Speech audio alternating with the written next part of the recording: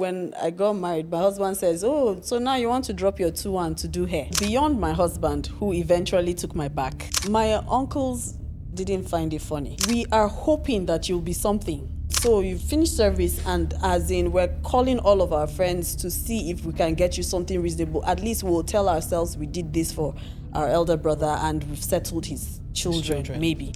I still remember my uncle telling me, don't call me in the day that you're in need.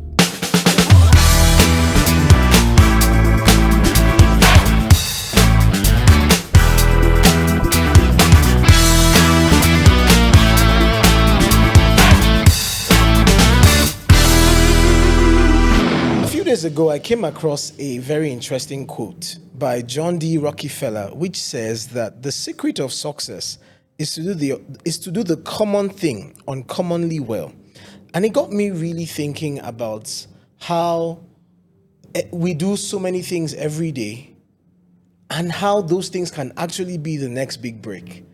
Well, while you hold that thought, my name is Timothy, and you're welcome once again to the Just Start podcast, where we bring you conversations, stories, and insights around business and culture shaping from the city of Jos. And it's always exciting to be, to be with you on your screens, to be with you as you're listening from wherever in the world that you are. And I'm excited to be here today.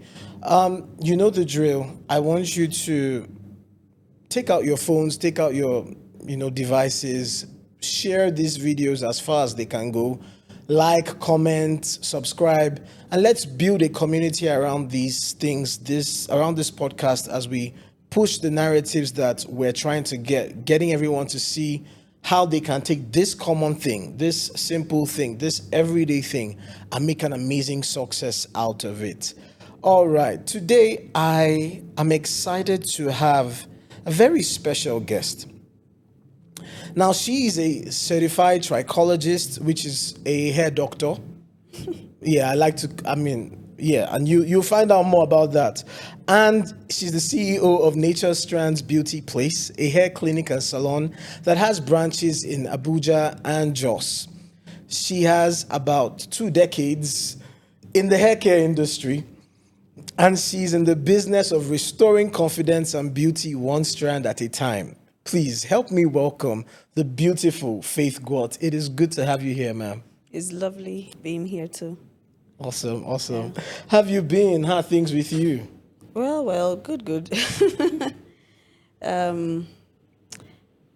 Just doing what we know how to do, one day at a time. Yeah. Building up one day at a time. So I think I'm good. Yeah. Awesome. So I always usually like to start from like background and stuff like that. And why hair? How did the journey to hair care? I mean, we will talk about trichology because that's like, the new level. But from the hair care, I went through your Instagram recently and I went all the way to your very first post. And you put the very first picture on that page was hair. And the caption read, healthy hair, something like that. I'm not even sure. I think that's probably 2015 or 2016. Right. Okay. And so how did this begin for you? Okay. So how did it begin for me? I would say that I was born into it. So not in the sense that you think that my mother made hair, but in the way that from being a kid, I found it fun to always touch my dolly's hair.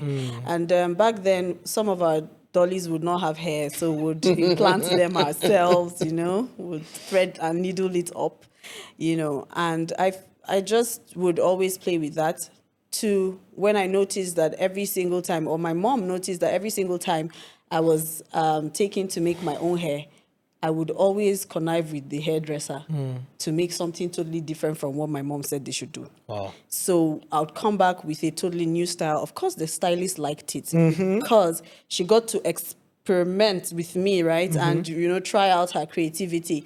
And it continued like that. I just always loved what was either on my hair, or loved to style my hair, or loved to look good when it came to hair. But beyond that was how I grew wanting to always learn to make other people. So I would always force my aunt to sit and lend me her hair. My mom the same, and all of that.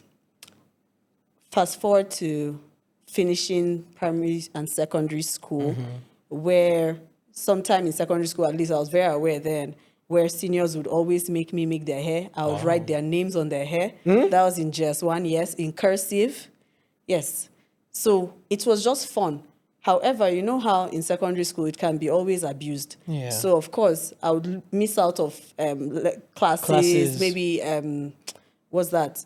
Where the reading time. I can't remember. Library. No, Library time. you know, in the evenings we have Prep. Prep. Yes. Exactly. So I'd miss out on prep. You know, everybody will still give me extra this, extra that, so that it will compensate, right? I would style all the seniors' hair at graduation because we didn't used to make our hair then. Fast forward again to finishing secondary school and then waiting for university admission, okay? And because of all of the whole, you know, there's a long wait sometimes because of strike or whatever. Yeah. I did Unijos. Yeah. And so during that time, I'd find myself wanting to make people's hair. My friends, they knew that I'll make hair. However, we're always underpriced, you know? So you do it, but you're so excited doing it. I could stand from morning till night and I'll be doing it. And I'm excited drawing, mapping, doing stuff. In my head, it's creativity, right? For the person itself, sometimes they're like, can you just finish and be getting out of here? And they'll give you a meager fee of it. And so that wasn't like the best place, right? But by the time I was done or about done with university, somehow I was attending this church then, and the pastor happened to hold a particular seminar on work and purpose and career, and then he talked about how purpose was related or could be connected to what you love doing the most. And by the time he finished breaking down everything, I had a sit back and I asked myself, really, what did I want to do with my life? And traced back to all of the times that I felt like that was the most interesting thing. And that was the thing that I found pleasure doing. I could stand for hours doing, and I could actually do without earning anything and still be happy. Yeah. That was how we came to hair. Then hair care, because you asked hair care. When I got married, my husband says, oh, so now you want to drop your 2-1 to do hair, right? So salon. I'm like, that's what we know, right? Yeah. Then he says, well, you're not going to do this hair if you're not doing anything different, you know? And so Nature Strands is actually a partnership business where I was a stylist and I had a friend who was a hair enthusiast. She's a doctor, Uniku Okwe, right? And she had learned to care for her hair from when she was maybe in uni days, and had learned to grow her hair. And so she had taught the trick to all of us, like kind of in church who were interested then, because we went to the same space as church. And I tried it on my hair, and I found out that all the while, my hair was doing well. Like for the first time in my life, I could boast and brag about my hair. So that was where the interest of hair care came from. And so we were like, come, let's do something totally different, where we're having a salon, but our aim is to nurture the hair that God gave you. So that we called it Nature Strands. Now, along the way, some people thought it was natural hair salon. No, but it was only because the methods and techniques that we use to care for hair all round worked for everybody. Okay. So meaning that we knew how to take care of your hair if you were relaxed. We knew how to take care of your hair if you were natural. Yeah. So all those natural bodies who never could find a salon that would not pull their hair would come to our salon. And that's where our name came from. I mean, that's how we became the natural hair salon, like in quote, yes. Yeah. But so that's where hair care has come from. Amazing. Now, in this moving from you know, something that was a hobby that you really liked into building a career, Yeah. How did you do that transition, especially in light of, I mean, I know that a lot of girls who grow up in northern Nigeria either know how to sew or know how to make hair, and it's just one of those things that they learn. But you went to school, and your parents spent money to send you to school. How did you now go from I studied, because you obviously didn't study hair care in university. I don't think University of Jos has that kind of course. Not yet. Okay. So now you went to school. How did you even get the conversation rolling that, okay, well, this is, you talked about how you found this was going to be your purpose. How did you navigate through that, thing with your folks? To be honest, it was scary. So beyond my husband, who eventually took my back, thank God. My uncles didn't find it funny. They felt like my dad died pretty early. And so they were like, kind of, we are hoping that you'll be something after all of this, right? All of this school. Now, the part that we get to play is help you get a job, right? After school. So you finish service, and as in, we're calling all of our friends to see if we can get you something reasonable. At least we'll tell ourselves we did this for our elder brother and we've settled his children, maybe.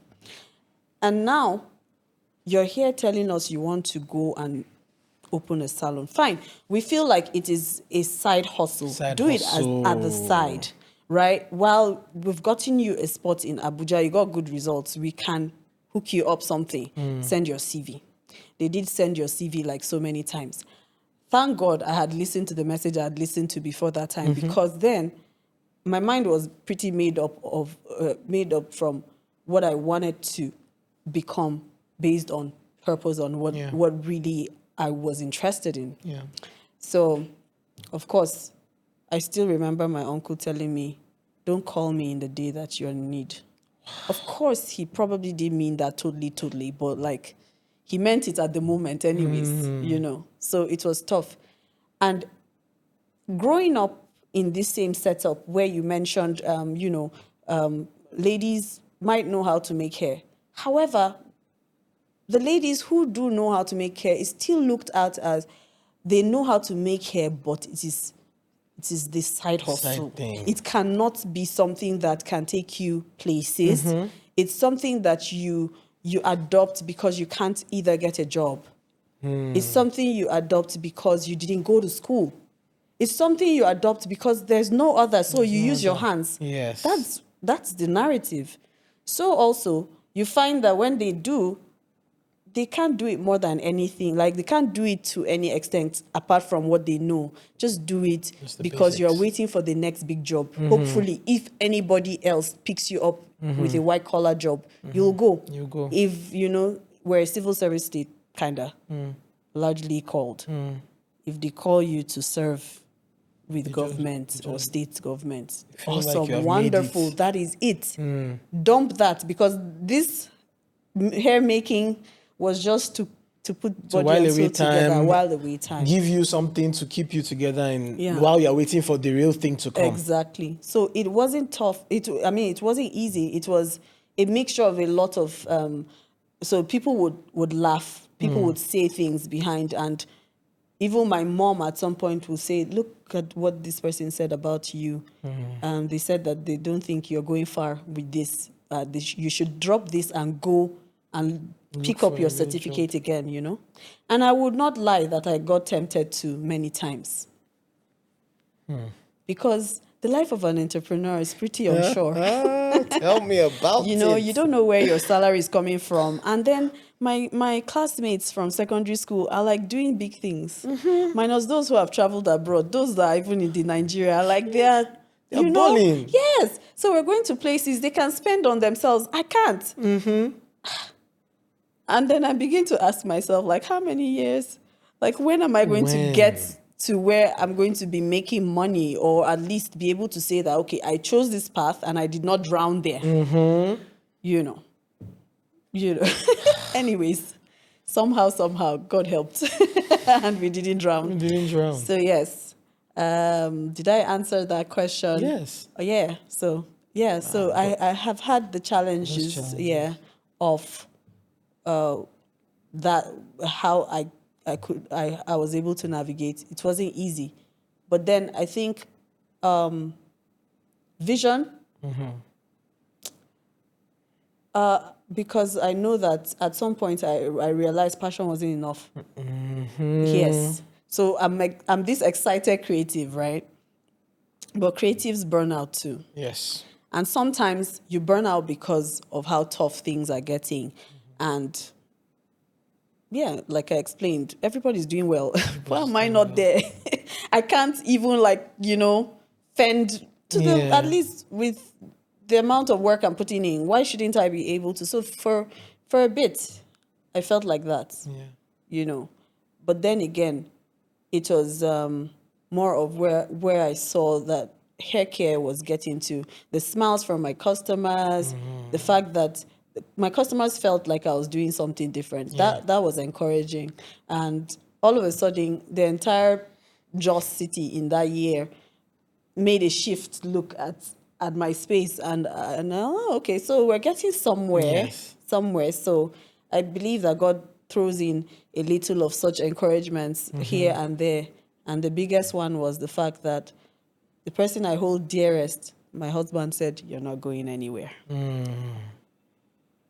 I believe this thing can work, and so yeah. So I was able to pull through in those seasons. Yeah. Yeah, you said passion is never enough. And sometimes, or many times, especially when you're in an industry or you're a young person, you're trying to build something, passion is driving you and everything. And then the money is not making sense, like you just said. And then you begin to look at the people who you either went to school with or you grew up with, and everybody's doing this and doing that. And then you start asking yourself, what am I doing with my life? Like Honestly. I've had those days. Honestly. I'm telling you, and I've had those days. Honestly. You just sit there and you're like, what am I doing in my life? Like, I could have taken an easier option. So all of those things, because entrepreneurship will test you. Like I think it is. You know how all those a lot of motivational speakers will tell you, a salary is what they pay you to forget about your dreams. Sometimes I look at people and I'm like, will you just shut up? Because they pump you up and make you feel like Then you just gonna feel start. Then macho. you not carry all that energy and gonna start a business. And then you're just like, yo, I'm drowning. That was the exact word you used. Like, you don't want to feel like this thing that you did at the end of the day. People come and say, I told you so. But how did you, or better still, at what point can you say that the switch happened between God I beg and thank you, Jesus? Okay. At what point? So you know that at every point there's a new God I beg. There is. And thank you, Jesus. There That's how it is. is. But I would say, at what point did I move from really meagerly needing to when I felt like, okay, something was coming in now, right? I'd say maybe first 5 years took. And that's because at every point in time, when just you think you're getting enough, there's more expansion coming your way. Things are changing, you're employing, and you're probably moving spaces. So it almost feels like nothing really changed. Yeah. Do you get? Yes, like, I do. yes, you grew, but then it almost feels like you're in the struggle again. So for every step, there's a new one coming up, right? However, I would say the moment that I began to think more structure in place, I think. Yeah. Okay. That's what I'll say. More structure in place. More structure in place helped me to help Nature Strands break down everything we were doing and actually get to analyze it properly in the sense of, do we end up making profits or are we just going in the circles, right? Because as a creative, I was hands-on to the point where I realized, oh, I can't be hands-on throughout. I need to think about the business. I need to think about growing the business. I need to bring up new ideas that can keep us soaring because, of course, competition would happen. Oh, of course. And all of that. And I need to know what's the next 5 years supposed to look like and start working towards there. So I think the moment that I started moving away from just being dead hands-on to where I could now schedule myself and relieve myself of some work and train people to take over that space, that became when I began to see some level of climb. Now, that level of climb still looked very slow to me till when we did Abuja.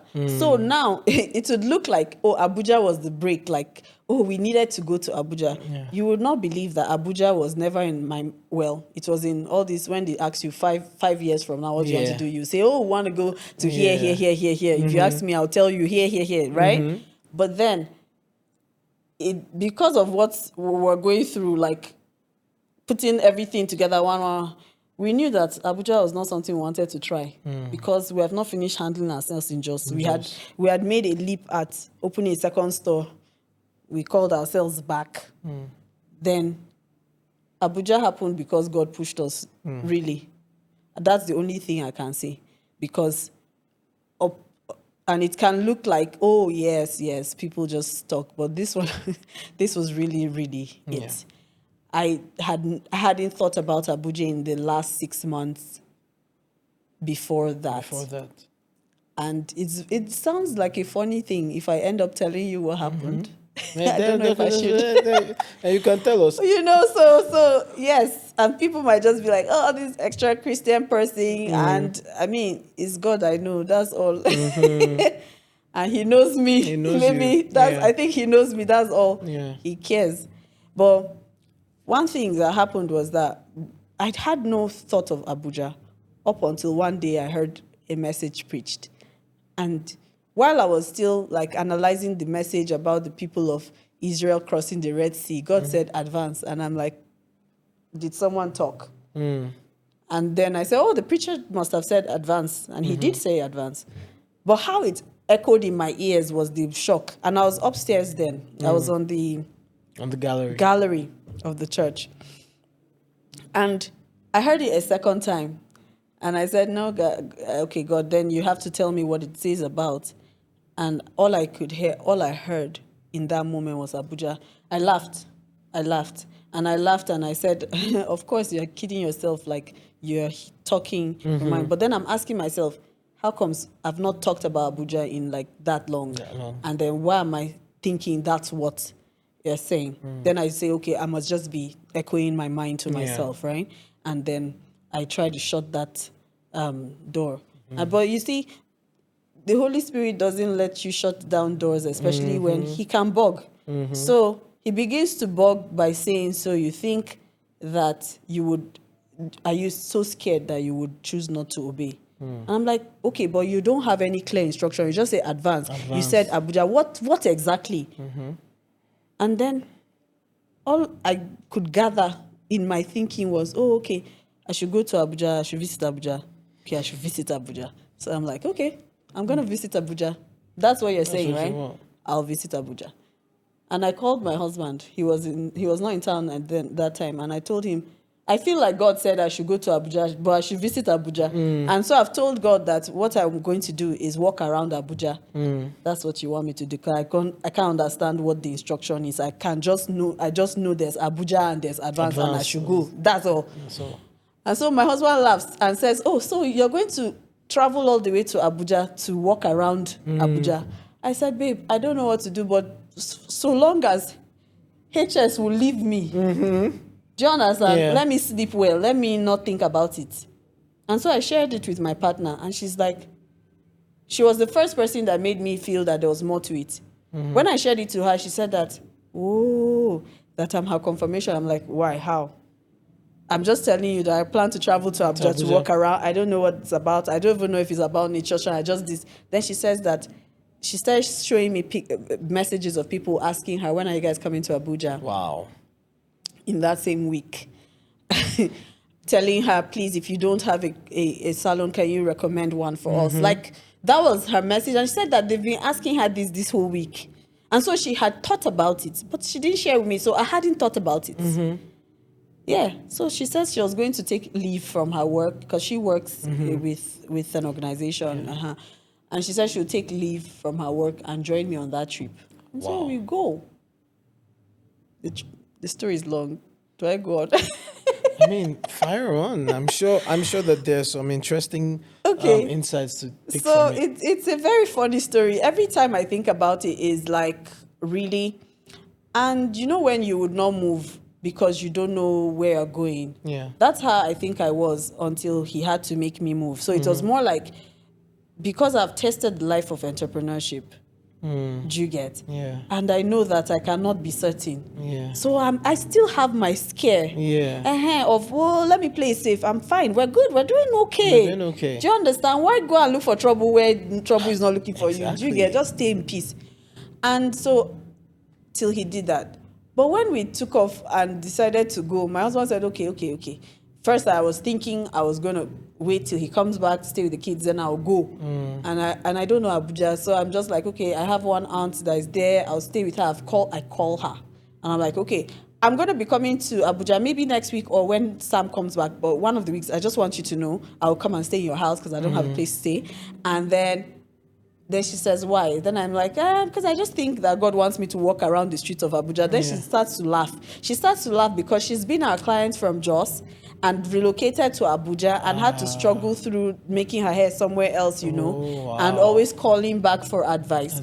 So she's asked us quite a number of times. In fact, she's the only reason why I've ever thought about Abuja, to be honest, before then. Like, say, how far now, guys? Think about Abuja now. Think about Abuja, you understand? And then she says, she now laughs at me that, okay, see, catching up with you now. Then she says, okay, there's this perfect place where I make my hair. In Abuja, they have setups where people set it up and rent out spaces for people to have their salon, right? Okay. Handle one-on-ones. And so she says her salon has such spaces and there are a few free. Maybe I would like to take over that. I'm like, okay, let's go and see. So when we arrive, that my aunt sends her driver and says, okay, shall show them that shop I was talking about. So that was the only place we had organized to go. Every other place, we just walked on the street, looked at shops. Were they free? Were they whatever. I didn't have an idea. And when we entered that place and finished seeing it, my friend was really excited. She was like, this is it. That this even makes that we don't even have to break our head because it looks like it's the breaking of our head that's making us scared, right? So we begin to analyze how we can set up and everything. Guess what?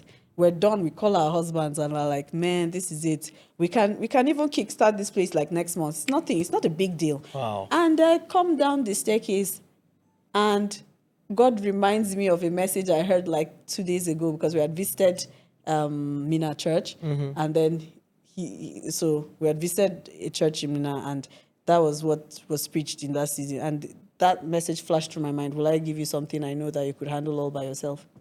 Wow. Ooh. I was coming down the stairs and truly that was what went through my mind. And then you just knew that this wasn't it. I knew it wasn't it, but I was even too scared to say it. So I tell my colleague, I'm like, Nix, it is not it though. She says, it mustn't be like it, but we can start here. We can start here.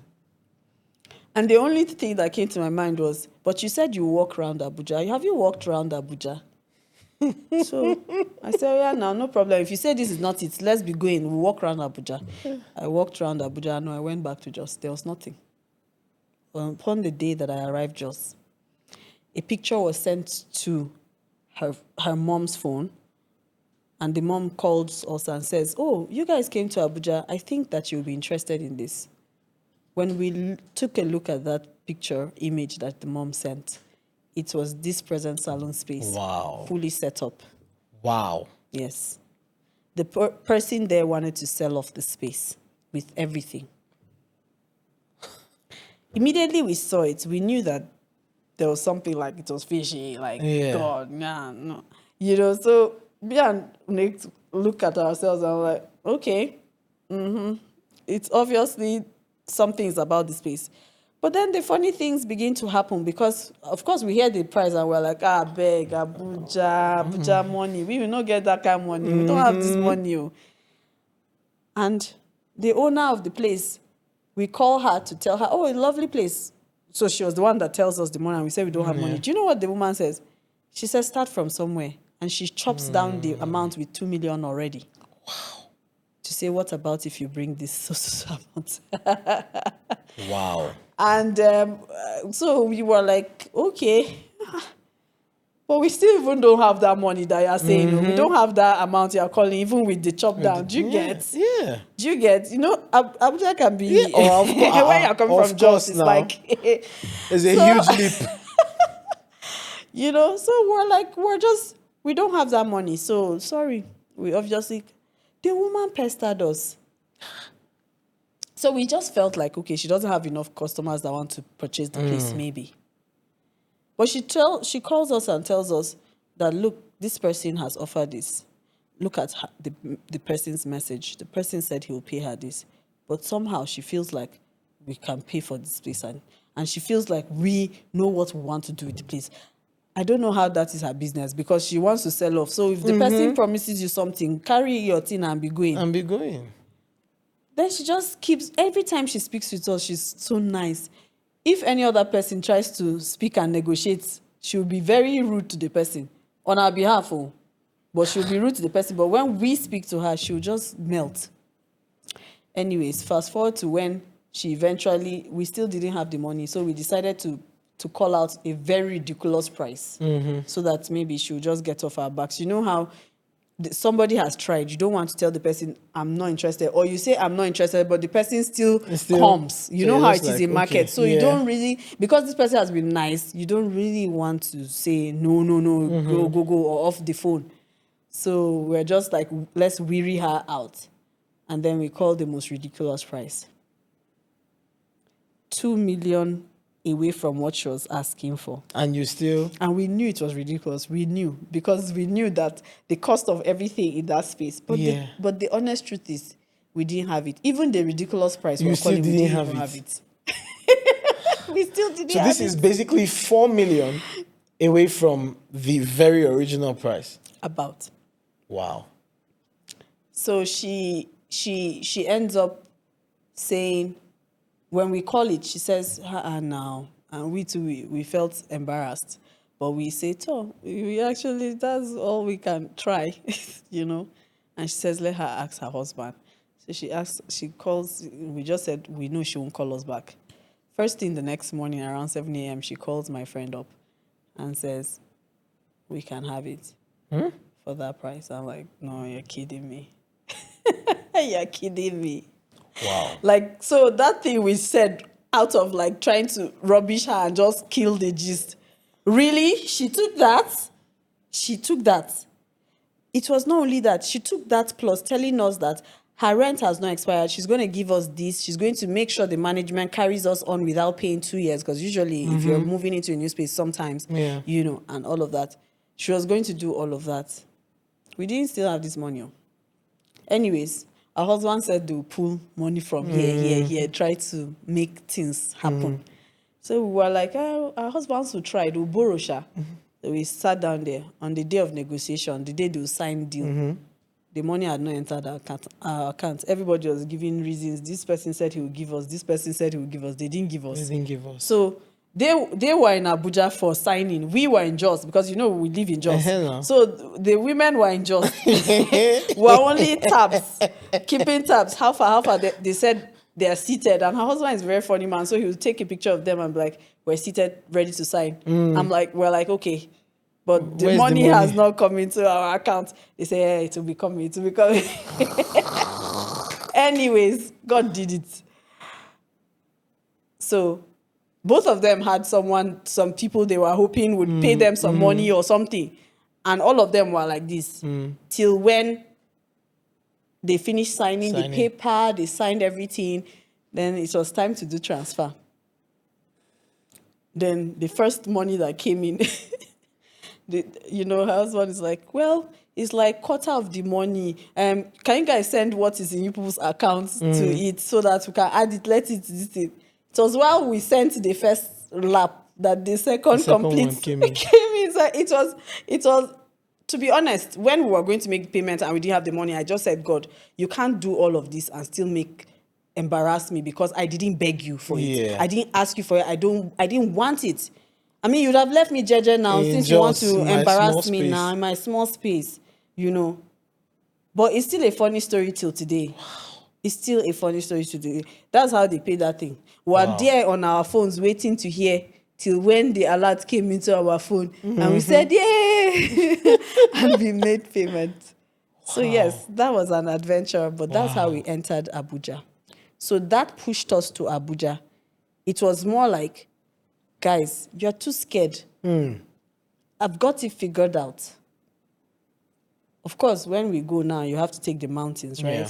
So when you go now, that's when we're doing all the whole brainstorming. Okay, now we're going to be in Abuja, And we've been there for 3 years. 3 years now. It's our fourth year. And by the way, we're opening a new space in Abuja as well. Yeah. Wow. So yeah. Wow. Sometimes I think God doesn't tell you because He knows you are too scared. So He needs you to just jump into it. Then you start figuring it out. He needs you to just start. Just start. But you see, a lot of people are actually afraid of expansion. And with expansion, there are many fears. Can I do it? Am I capable? I'm not this. It's almost like I've not even finished with this one and you're bringing me. After setting up, and all of that, and then now it's real. We're in Abuja. How have you been able to handle that? Running Nature Strands in Jos, running Nature Strands in Abuja, and now you're about to open another location in Abuja. Everything from management to staffing to... How has that been for you? Okay, I think structures and systems. You must get to the point where you know that the business is much more than you, and build it upon that so that it can actually thrive without you. I can actually travel for 2 months straight and the business will be fine. I think the only thing I might need to do is touch base and just know. But beyond that, you want to structure your business in the way that it doesn't need you to move every day. Yeah. So that's how it has helped me because I think, so what I did was to put the strongest team in Abuja because I'm not in Abuja. Right. So those folks there kind of can handle themselves to a very large extent, much more than my folks down here can. So it makes me comfortable. It makes us comfortable to of course, they're your staff and they're not the owners, but to a large extent, they do the right thing. I actually give it to them. It's very necessary to have an awesome team. I think that's what makes everything come together. If you have a good team, you're on your way to success. That's the truth. So you put your part by training, you put your part into ensuring they're okay too, and being there for them and helping them feel like part of this family. And then, man, the rest is to God.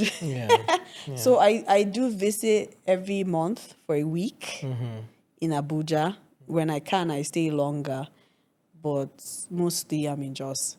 So they handle everything and we just keep tabs. And they're doing well. Yeah, they do okay. Great. They do okay. They love their job. They want to grow. So at every point, they will be the ones telling management, guys, you guys need to step us up on this. So yes. So they push me. They're like, when I've not been there, they'll be like, how can you just abandon us there? So it's a responsibility to make them feel like they are somewhere and they're thought of, they're considered and all of that. And then as much as possible, I want them to be okay. So in every space, so we provide housing for them in Abuja. Okay. Yes. Okay. quite a number of them are from Jos. Oh. So remember, I told you my strongest team is there. So that's that. Yeah. Okay. So a number of people, entrepreneurs, and especially in the kind of industry that you are in, right, struggle with building systems. You have talked about the importance of building systems and how the systems that you've built have allowed you to be able to now have Abuja running perfectly, and now you're about to open another location, you're in Jos, all of that. You can travel for certain periods and not have to be worried about the quality or service and all of that. If there was like a much younger version of you, so a young lady or young guy who's getting into the hair care or the beauty or any into business in this space, super talented, has a big dream, what are some of the critical things you will tell them about building structure? Okay. First things I will always tell people who ask me to probably mentor them in some way in this industry is to say, you're creative, no doubt. However, you need to disconnect from that business as fast as you can. I learned that late.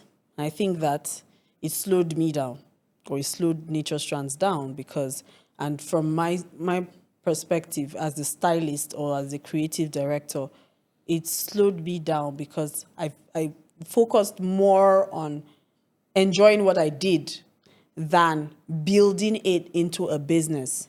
Now, it's easy. A lot of stylists will be like, oh, I just want to have my space. Everything starts and ends with you. The day you die, that's the end of that business. The day you become handicapped, that's the end of that business. So grow up. Tell yourself, anything that you want to, it's not a business if it cannot outlive you. It's not a business if it can't do without you. It's just one thing that you are still playing with. And I think the mindset of an entrepreneur should be beyond his or herself, because what first and foremost brings what you do as business is the fact that it's meeting a need. So if what you hope to meet would end as soon as you go, that means someone has to start figuring out that next trouble again. And then how have you contributed? Yeah. So my advice would be, or I would have thought to say to myself, my younger self, leave that thing as fast as possible. Detach a little so that though you're creating, right, your work is creating and ensuring that you can pass out skill and training to these guys to ensure. Now, yes, the funny part is people betray you. People betray you. You're going to be teaching lots of people your skill. But don't fret. There is one you. Even if I share my skill to the next hundreds of people, there's still just one me. The way I think it, how I'll execute it is still going to be unique to me. Plus, we're not going the same direction. Yes. So, it's the bitter truth. But we have to warm up to the fact that, yes, you will teach it. Some people will leave you despite the fact that you are trying to create structure because you wanted this to outlive you, and so you had to pass it on because that's really the only way you're going to still do it, But then detach and learn to build. So when it's critical to make sure that you are able to slate out what needs to be done, your procedures, state things out how you want them to do them. Make sure that you have those in charge, what they need to do, and they know. So then the last thing is, after making sure everybody knows what he's supposed to do, follow up and checkmate the system, because that's another problem. So I can say that I've done all these other things and it took me time to do the checkmate part. So that also now kills, because especially is everywhere in the world, but especially in Nigeria, if you put traffic light here and there's nobody making sure that everybody will still jam themselves, so it's like that. It's Christmas You know, lights. so yes. So even in your business space, forget you've put the structures. Okay, how are you ensuring that they're following by the structure? Because it will take time to grow culture. Yes. So that they do it without a flinch. It's part of their DNA. Up till today, we still have certain things that are still not culture. Because as you just finish wrapping up with culture, sometimes you lose a staff, and then you have new staff, and you are redoing again. That's the stress of it. However, if you have good retainership systems where lots of staff get retained, a lot of them will gradually teach the young newbie what you guys do, and they'll see it consistently, and hopefully you can keep that going. I can't say we're there. It's a work in progress every single time. And to be honest, sometimes I'm like, in my next life, I'll not do service business, but because working with people and help and making them, but I was just about to get to that, like managing people. Is there a hack? Managing people, especially in a service-based business. There's the vision of the founder, there's what you have in mind, and how you have to try to communicate it to every staff. You talked about organizational culture, the culture of this place. This is how we operate and all that. And then you're done taking through this training. 2 people have gone. You have to hire 2 more people. And it's like you're almost repeating yourself. Oh, does it ever end? Does it end? Well, does it end? I'll ask it back because I don't know. But I think that, and thank God I would say that Nature Strands has experienced, will I say, great retainership. Like quite a number of our stylists have stayed over 3-4 years with Nature Strands. Wow. Quite a number of, in fact, I think all of them who have even left Nature Strands are still paddy with Nature Strands. They would come in to celebrate any new wins. Wow. And come if they need to learn anything. So amazing. Yes, so quite a number have been with us for a while. People who have had to leave maybe marriage or stuff and all of those kind of things. But yeah, I think we do well with keeping staff, which has helped us.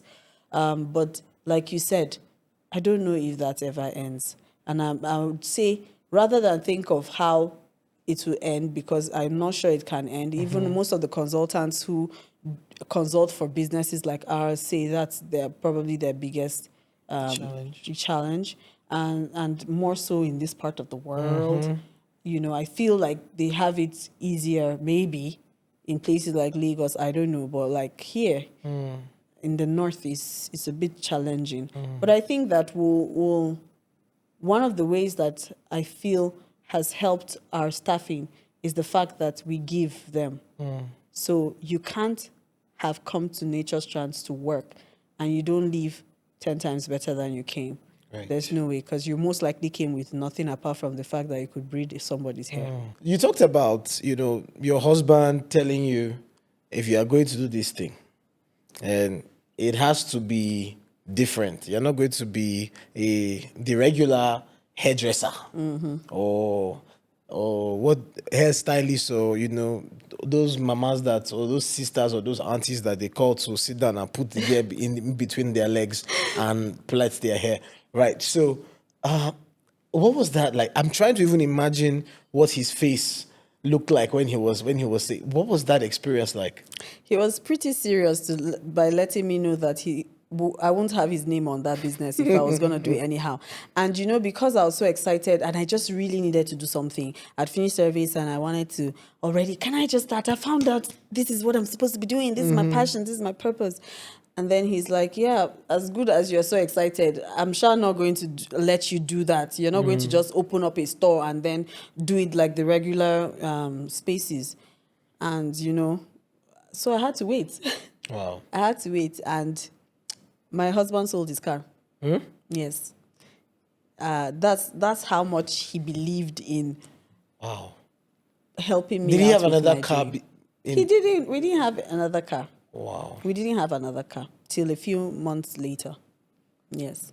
And I liked that car because I felt like finally a good looking car from when your guys were struggling with 505s. Yeah. So this was a Lexus Jeep. It was a 300 or something. I can't remember, but something like that. R something. It was the first fancy car in my head, you know? Yes, but he did. And he sold it because of the dream. He sold it because of the dream. So when I say he's one of the reasons why I couldn't step back even when I changed my mind, you know? Like you should have someone in that kind of space. So you should have someone in your space that at least in the time that even you doubt yourself, that one person will tell you, see, forget that doubt where you get. My own can cover up for all of us, you know? Yes. So that was who he was in that for me. Amazing. It's always important to have someone, like you said, in your space Yeah. that just believes in you That just crazily. believes, yeah. They believe in your vision, they believe in your dream, and they are willing to sell their car. Omo, can you sell your car? Wow. Okay. But let me just ask that. How has his presence in your life, not just as your spouse, but as your cheerleader now, how has it defined the growth of you and of the business? I'll say greatly because so recently I watched a movie that talked about, it said, well, some of us like watching romantic movies sometimes, and it talked about picking someone you wanted to marry based on these 4 questions.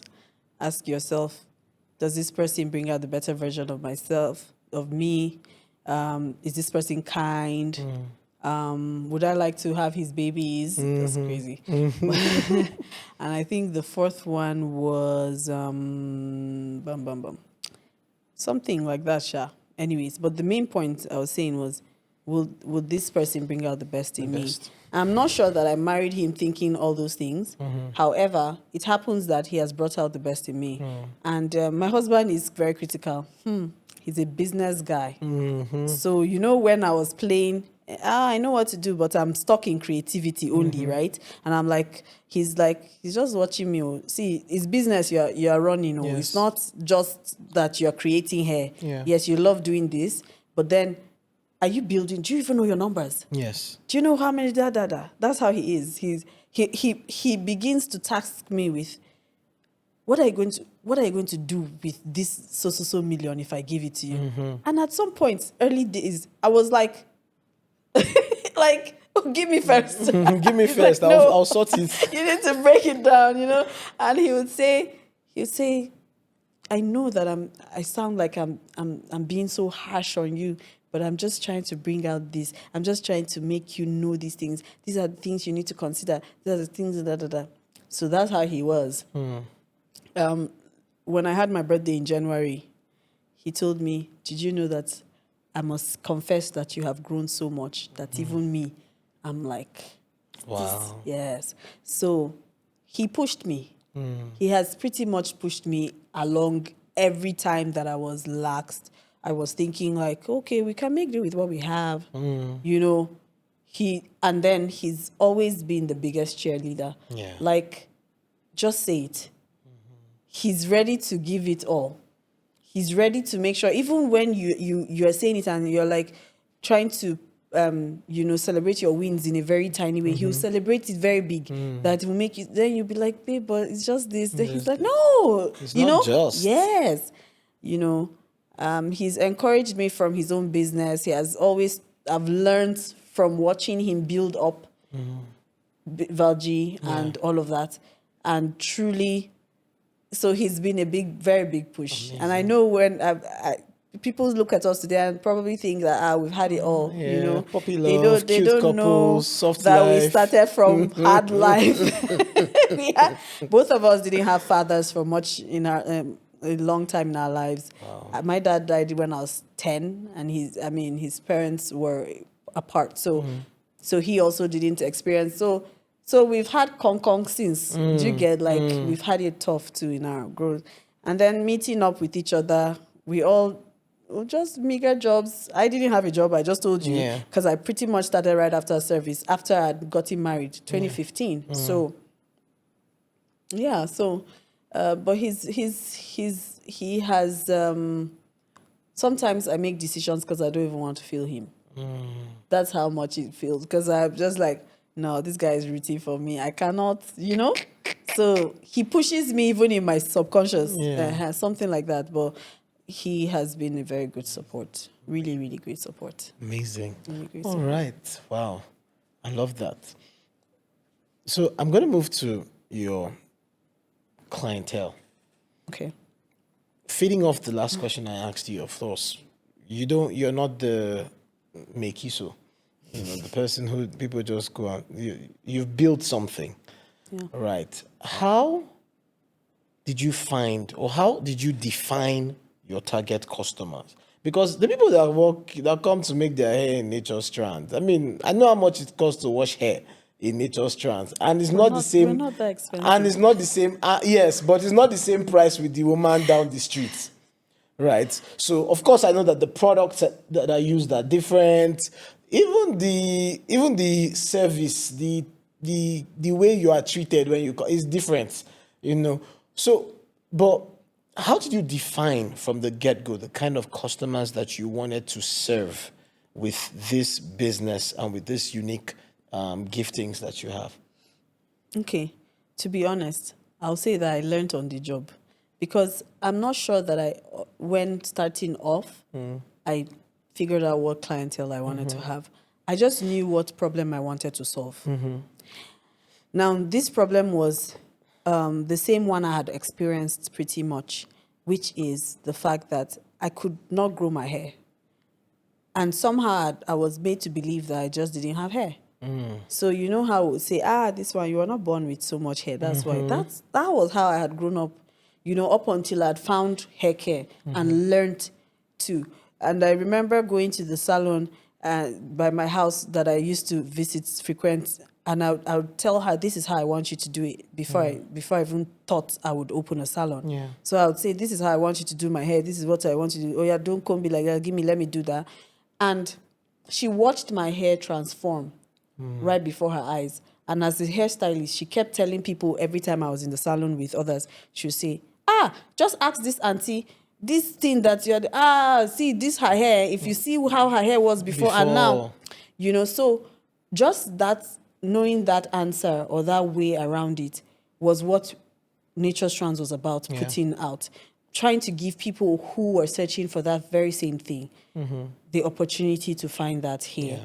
Because the challenge with, I want my hair to do well, is that you're stuck with going to a stylist, right? Because you can't do everything by yourself sometimes. Yes. Or even if you could do some, you didn't even know how. And then you're going to the stylist who is supposed to know more. And then the stylist is taking you 10 steps back from what you probably had achieved at home.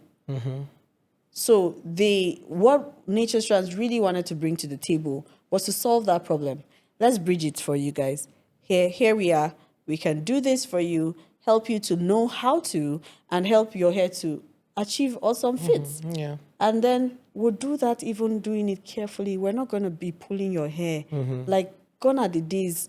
I disabuse that notion that says that as a lady, you have to suffer. I remember I've seen women tell their children, that's why you are a girl. Girls feel pain. You must know how to feel pain. That's why you have hair. It's a lie. You don't have to feel pain. Me, every stylist that touches my hair knows I don't want to feel any pain.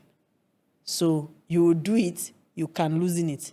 As long as I feel pain, you will loosen it, because I don't believe in that narrative. So as far as I'm concerned, we came to make sure that we could do it well, so that you actually can retain hair on your head. Not that when you're done with us, half of your hair is on the floor. No, that was what we wanted to change. We wanted to make sure that when you came to us, we give you back your hair and we add more, so that, So it started more with trying to meet the need than knowing. So those who identified with that type of need and felt they were worthy enough to experience that and wanted that came to us. That was it. I think that was it. Amazing. Because you walk into Nature Strands and then you find solid women. And it's almost like it's also a place where, you know, a lot of very solid women of substance, let me use that word, meet themselves there, and they're like, hi, and Yeah, it's just a very nice, nice place to be. I mean, I don't have that. I'm not making hair, but you just walk in and you're like, I know this woman, this person. So it has that, I won't say elite, but because of course I'm not trying to say, do you get what I'm trying to say? I Yeah, get. but it has that target audience. Yes. And it's very beautiful to see. But with those people comes something interesting. You talked about meeting needs. And many people suffer from hair loss. Many people suffer from things like Traction alopecia. yes, most alopecia, common. all of those things. Yeah. I know people, and so it is almost like I need to go somewhere where they can handle this embarrassing part of me. Because a lot of women feel embarrassed by some of the hair issues that they Challenges. go through. Yeah. And when they come, that's now the clinical part of what you do as a trichologist. And then they come to you and you're seeing these people. So how do you handle them in those fragile, quote and unquote, those fragile moments where they're coming to say, I need help for this thing and I don't want the next person to know. Okay. Yeah, so maybe I should start from why I did trichology in the first place, because starting off a haircare salon meant that, remember telling you that we wanted to help every lady be able to carry her own strands. Yes. So her own God-given hair, whether it was relaxed or natural. So being able to enjoy it, being able to be proud of it, unlike I was when I didn't know how to care for my hair and I felt I didn't have hair, to the point where I could flaunt my hair like back to back for the whole year and I don't put anything on my hair. It was just my hair. Yeah, so it was just trying to get women to that place where if you had to wear a wig, it was an option. It was a style, not because you didn't have hair, right? Yes. Then came the challenge of always seeing ladies with hair loss. Yeah. So we have our little methods of massaging and what we do properly, not to do tight braids, not to do this kind of heavy braids on your type of thinner hair, trying to make sure that we're not pulling at your hair, not combing wrongly, just to preserve the hair strands from falling. And then you're coming with us gradually. So I'm noticing it over the years that, yes, while we're helping people grow their hair, others are losing their hair still. So what do we do? So you know when you get to the end of your knowledge and you're like, but I got to help these people. How do I've met you, then you're having certain challenges in your life and somehow you lost your hair. And then I can't provide any help for you apart from say, oh, sorry, I only attend to people with hair. Or I can help to make your hair loss worse.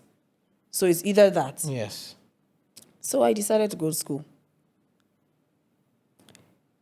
The choice of going to school was not because I felt like being a doctor. It was just because now the need I needed to meet was different. It's different. It was no longer just helping you grow your hair, not long, fine, healthy. Yeah. It was now, how do I help these guys who are experiencing this to also grow their hair? Yes. Or how can I provide some form of help in any way?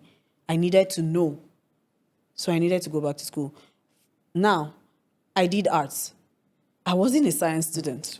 So going back to study trichology as a course is a science course through and through.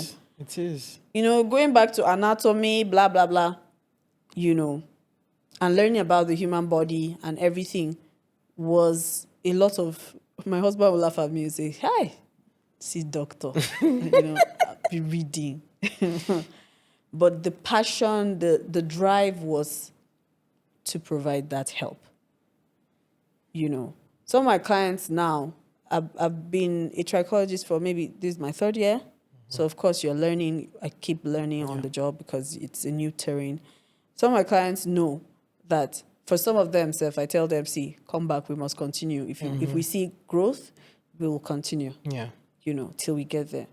But it's just because it comes from the place of, I need to help you.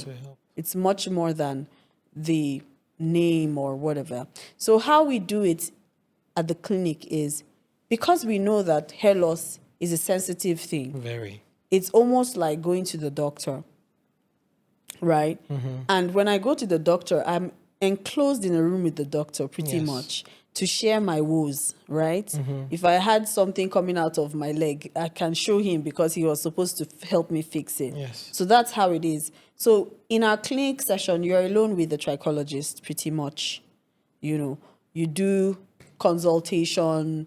It's a safe space, okay? Of course, we attend to certain parts of your hair downstairs. However, it's not a space where everybody is seeing you. So we attend to clinicals upstairs in this particular place, in Jos branch. And so you're in the space with just the trichologist. Your treatments are slated. We go through your treatments. I help you, if you like, cover up what you want me to cover up for you to go back down and go back home. So, yeah.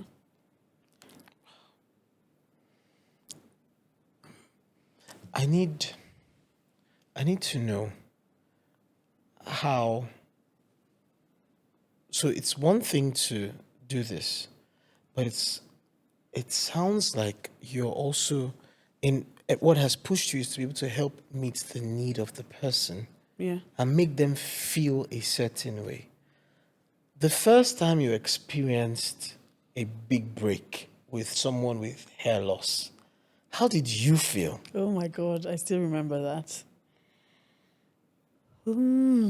It feels like, when you're suddenly telling yourself, so I'm not fake anyway. Kind of like, because the funny thing about hair loss is that everybody has what is causing it differently. And our lives are different. Yeah. And our lifestyles, I'm not following home. Yeah. So kind of results are dependent on what you also do. Yeah. But you know how, again, because in this part of, we've really not seen anybody. So you're the first person telling us, come, bring your money, I'm going to help you fix your hair. So they're like looking at you like, okay. So you say, do this. Oh, okay, let's see. So the person is also thinking, somebody who has lost hair over 10 years is also looking at you and hoping that you can grow his hair in 1 year. Or I say 1 year, in like 2 weeks. 2 weeks. Yeah. So he's probably looking and checking, has it changed in 2 weeks?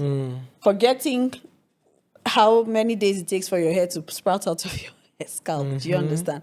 So, of course, the very first day that I see a big break, and I do pictures. So I showed the person. I'm like, hey, look at this. I think I have a picture on my phone here now. But I'm like, hey, look at this. And the lady is like, and I'm like, yep, me too. I'm like, praise God, right? Precious moment. It is precious. It is. So, in fact, for some clients, I must tell you that I'm not someone to praise myself, to tell myself. I think sometimes I'm even too hard on myself to tell myself, oh, we've done something. No. When clients call me and tell me, hey, I want to continue this procedure because though you didn't see it, I saw the change. I'm like, really? Did you see anything? And then they're like, oh, yes, they did. And it now warms me to know that, okay, so something is changing, and you who's carrying the head knows that it's changing. Because I don't want to tell you it's changing if the change to me is smaller than I'm probably expecting or hoping. Do you understand? Yes. So those have been breaks for me. Those have been wonderful moments where I'm like, oh, okay. And beyond the help of actually seeing the hair grow out is the confidence and the relief that it gives people emotionally. Yeah. Because, the crown on your head suddenly disappears. And now you have a world of people wondering what is happening on your head. And so you're constantly in that place where you're even covering it, probably even from your spouse, depending, or at least to some degree, maybe. Yeah. And so being able to provide hope and watch that person light up too is very satisfying, to be honest. For me, that's why I do trichology. Because, man, is a very tough something. There's always reading. There's always catching up with nutrients. Like, I'm asking myself, was I not scammed to have thought that I could do this? Yeah. But, so the only thing that keeps us going or keeps me going is knowing that, people can get answers in some way. Yeah. So now, as a trichologist, for anyone who's listening to this, who's watching this, and probably wants to get to know probably more about hair education, or are there things or products or services or something, that somebody can follow you and get to learn about and all of that? Okay. So, if you want to learn from like school, learning by coming hands-on and all of that, we have certain programs for maybe hairstylists who want to learn a little of this and that. They're at the salon space. However, on my handles, social media handles, Instagram as Hairstylist Extraordinaire. Yeah. I also share here and there little bits, and people ask me questions that I answer, and I'm hoping to do much more in that part of it, but yes. Great. So. What are the opportunities for many of the people who are looking to probably get into this space, especially in this region of Nigeria, right? From here all up to up core north, right? What are some of the opportunities you think that a younger lady, a younger guy would find in this industry that would keep them where they are and help them to build? Are there, because everybody just thinks hair care, okay, start plaiting hair, right? So are there things that you would advise them to look out for, opportunities, places that are opening up or that they are not as popular as they should be, that they might be able to consider? Sorry, take that question again. Yeah, so I'm looking at opportunities in this industry, right? You're building in this hair care industry, apart from maybe just making hair or knowing how to are there other opportunities, especially for the young people who are interested in this region of Nigeria? Okay. I would say that there are opportunities in the areas of manufacturing, Okay. which many people might not see, because you have the chance to bring about products that can solve the problems that you're trying to help people solve. So you can go into that line. That's one aspect. There's opportunity to train others, right? There's a large space for that, especially core north, to be able to be probably like a consultant or, someone in that space who would provide knowledge, if that's the route that you want to go through. Of course, being able to. So when you talk about, would you say also in trichology? I mean, just generally, it doesn't have to be only trichology, but for someone who's just like you were excited about getting into the hair care industry, if there's someone who's also excited like that, about getting. what are opportunities or aspects of the industry that you think that they should consider? Okay. Yeah. So I would definitely say you should consider product development. I would definitely say that you should consider trainings. I would definitely say that you should consider helping, probably consulting, because that's one thing I'm considering myself. Helping people start up such businesses, and probably even your maybe. Okay, let me not give out all my secrets. Well, yeah, there's quite some. Okay, no problem. Let's allow you to hold those ones. All right, thank you so much. I know that you also have done some products. Yeah. You have some products. Would you talk a little about that? Maybe sell yourself a little bit. Okay. Okay, so I call this product line Strand Restore. It was birthed from the mind of my search. So it came up while reading on trichology, burdened with the trauma of seeing people's hair loss consistently and just worried about how to help. So I began to research even before I entered school and then while in school, and just gleaning from all of the knowledge that I was gaining to put together these ingredients and all of that specifically to attack or to solve or to handle certain issues. So from helping you stimulate your scalp to produce more hair to moisturizers that have been tested a lot on very thick hair, especially because my daughter's got very thick hair. So, and I know the number of clients that come to my space with very thick hair too. So, trying to, and yet watching and minding the ingredients that are used to ensure that you're not using anything that's harmful to their body, because we've got lots of ranges everywhere that can do a lot of wonder. However, are you sure of what was put inside? So because this is something that I would use and I would use on you, I want to be sure through and through that what I'm using to develop these things can be tested anywhere and said to be safe and awesome. And I concentrate on more organic herbs and things grown from the ground, because that's what our body wants. We're through and through made from the ground. So, apart from our spirits and all. So we need to put upon ourselves the things as much as possible from the ground. We need to ingest things from the ground. We need to absorb things from the ground. So yes, that has shaped how and with what I've formulated. So it was formulated with love, care, and very well thought out research done. So we've got presently the hair butter, which we call ceiling butters. We've got our moisture aloe and milk leave-in for now. It's still one leave-in at the moment. We've got our clay detox mask.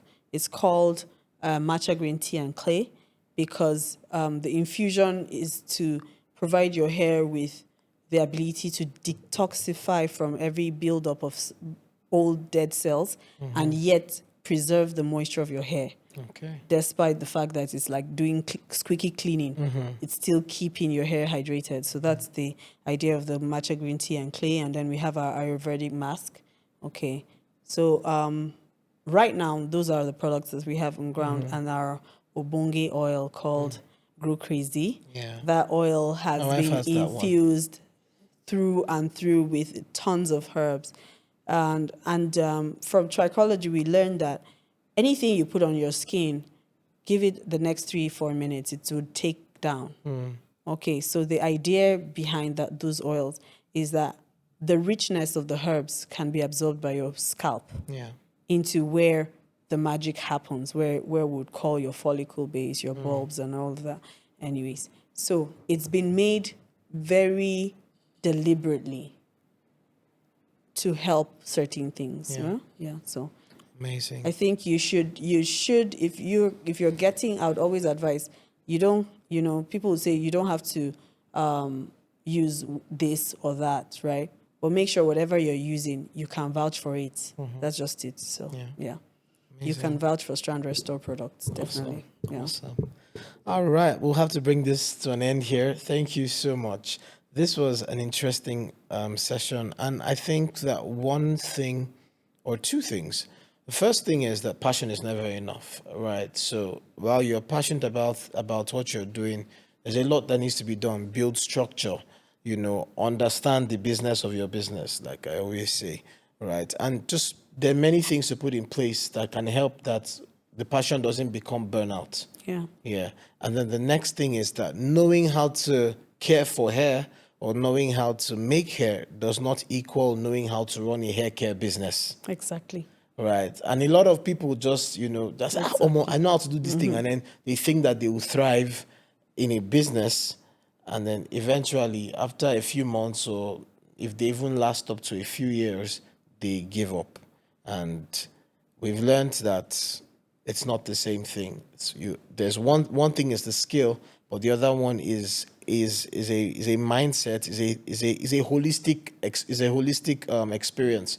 It's a holistic what's the word now? Approach. Approach. Yes, that's the word. It's a holistic approach. So it's not just the skill. Apart from the skill, there are many other things that come into that are important factors into building that business. Thank you so much. I really do believe that a lot of people who, especially in your industry and stumble on this, will take out a lot of insights from this and find points that will be helpful. But apart from just them, every other person, because really the fact that you have a skill doesn't mean that you know how to run a business, that is built on that skill, is or that service.